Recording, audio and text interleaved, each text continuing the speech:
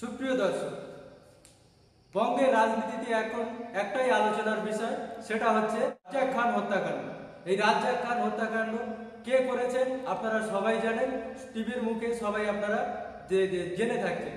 এমতো অবস্থায় আমরা আজকে পেয়ে গেছি উত্তর 24 পরগনার রাজ্য সম্পাদক শামসুর রহমান মল্লিক সাহেব। সেই শামসুর রহমান মল্লিক সাহেবের কাছ থেকে জেনে নেওয়ার চেষ্টা করব ভাঙড় সম্পর্কে তার সর্বশেষ।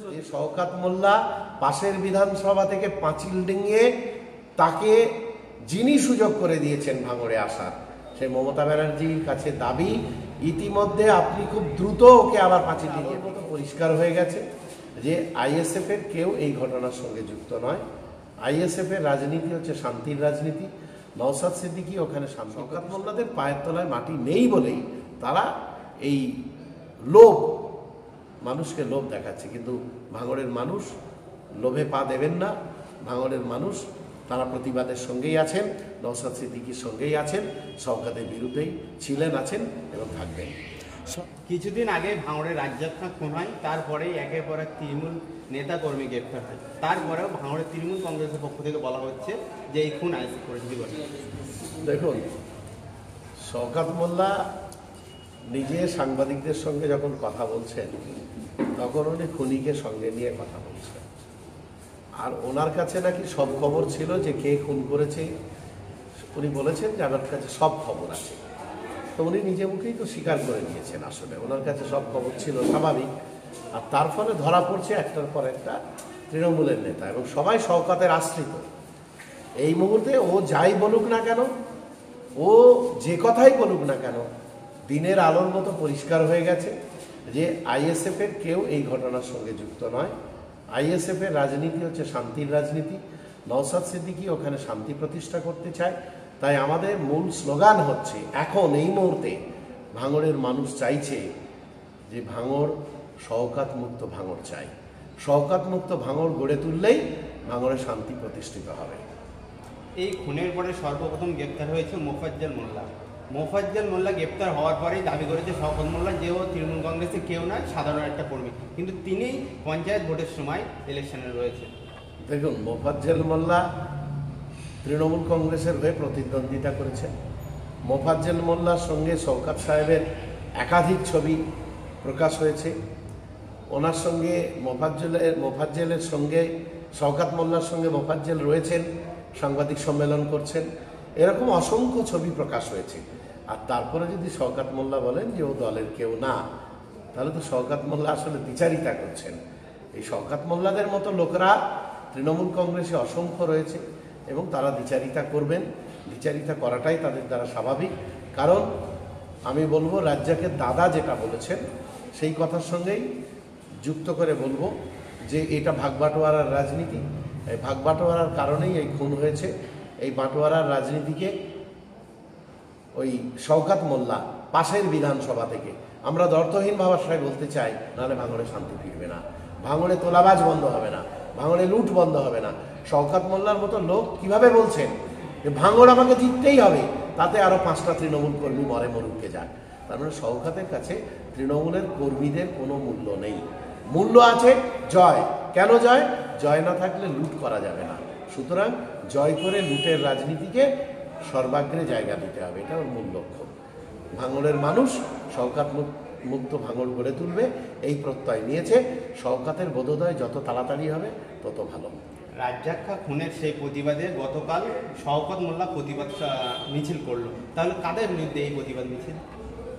মমতা ব্যানার্জি, একই তো ট্র্যাডিশন চলছে। মমতা ব্যানার্জি শাসক দলে থেকে শাসকের মুখ্যমন্ত্রী হয়ে, বাংলার অভিভাবিকা হয়ে তিনি অসহায়, তিনি পরিযায়ী শ্রমিকদের নিয়ে উনি মিছিল করছেন যে বাংলার বাইরে পরিযায়ী শ্রমিকদের উপর অত্যাচার হচ্ছে, বাঙালি শ্রমিকদের মারধর করা হচ্ছে।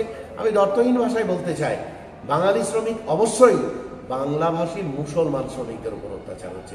মমতা ব্যানার্জি প্রতিবেশী রাজ্যের মুখ্যমন্ত্রীদের একটা ফোন করে তো বলতে পারেন, সেই রাজ্যের মুখ্যমন্ত্রীদের সঙ্গে তো আলোচনা করতে পারেন, আমাদের প্রধানমন্ত্রীকে তো বলতে পারেন, প্রধানমন্ত্রীকে বলতে পারেন এই সমস্ত বন্ধ করা দরকার। উনি তা না করে, উনি ওনার সরকারি ক্ষমতা প্রয়োগ না করে, উনি শুধুমাত্র মিছিল করে মানুষকে বোকা বানাতে চাইছেন। ওনারই শিষ্য শওকত মোল্লা। উনিও মিছিল করে মানুষকে বিভ্রান্ত করতে চাইছেন, বোকা বানাতে চাইছেন। ওয়াকআপ নিয়ে যখন আন্দোলন হচ্ছিল, মুখ্যমন্ত্রী মমতা ব্যানার্জি বলেছিল যে ওয়াকআপ নিয়ে বেশি গুলোগুলি করা যাবে না এবং বেশি প্রতিবাদ করলে আমার থেকে খারাপ কেউ হবে না। আবার মুখ্যমন্ত্রী দেখলাম গতকাল কলকাতার বুকে বিশাল মিছিল করল। মুখ্যমন্ত্রী এই ধরনের কথাবার্তা এর আগেও বলেছেন। মুখ্যমন্ত্রী বললে তো হবে না, এই বাংলা আমার বাংলা, এই বাংলা আপনার বাংলা। যারা বাংলায় প্রতিবাদ করবে যে কোনো বিষয় নিয়ে, তারা বাংলার মাটিতেই প্রতিবাদ করবে। মুখ্যমন্ত্রীর যদি মনে হয় যে তার পছন্দ হচ্ছে না, তাহলে তিনি দিল্লি চলে যান। তাকে আমাদের পার্টির চেয়ারম্যান বলেছেন তো, তার ভালো না লাগলে বাংলা ছেড়ে তিনি দিল্লি চলে যান, কোনো অসুবিধে নেই। কিন্তু আমরা বাংলার মাটিতে জন্মেছি, বাংলার মাটিতে আশ্রয় করেই বেড়ে উঠবো, বাংলার মাটিতে আশ্রয় করেই আমরা আন্দোলন ছোটবেলা থেকে করছি, এই আন্দোলন চালিয়ে যাব। যার মনে হবে দিল্লি যাওয়ার, তিনি দিল্লি চলে যান, তিনি বাংলার বাইরে চলে যান। তিনি তো উড়িষ্যায় পরিযায়ী শ্রমিকদের ওপর অত্যাচার বা অন্যান্য রাজ্যে পরিযায়ী শ্রমিকদের ওপর অত্যাচার নিয়ে কলকাতায় মিছিল করছেন কেন? তিনি তো উড়িষ্যায় যেতে পারেন, তিনি তো রাজস্থানে যেতে পারেন। এইগুলোতে গিয়ে মিছিল করুন, মনে হয় সমাধান হবে। রাজ্জাক খাঁর খুনের প্রতিবাদে গতকাল ভাঙড়ে বিরাট বড় মিছিল হলো।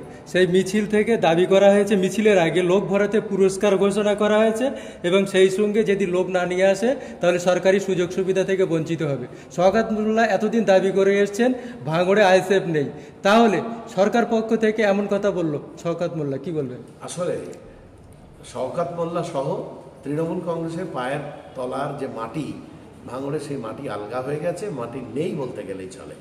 এই জন্য ওদের পুরস্কার ঘোষণা করতে হচ্ছে, মালামাল করে দেবে।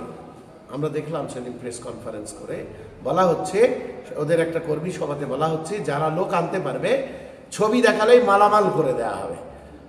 আর শওকত মোল্লা উপস্থিতিতে সেই ঘোষণা হয়েছে। শওকত মোল্লাদের পায়ের তলায় মাটি নেই বলেই তারা এই লোভ, মানুষকে লোভ দেখাচ্ছে। কিন্তু ভাঙড়ের মানুষ লোভে পা দেবেন না। ভাঙড়ের মানুষ তারা প্রতিবাদের সঙ্গেই আছেন, নওশাদ সিদ্দিকীর সঙ্গেই আছেন, শওকতের বিরুদ্ধেই ছিলেন, আছেন এবং থাকবেন। শওকত মোল্লা দাবি করেছেন ভাঙড় শান্ত করার একটাই উপায় অস্ত্র উদ্ধার করতে হবে।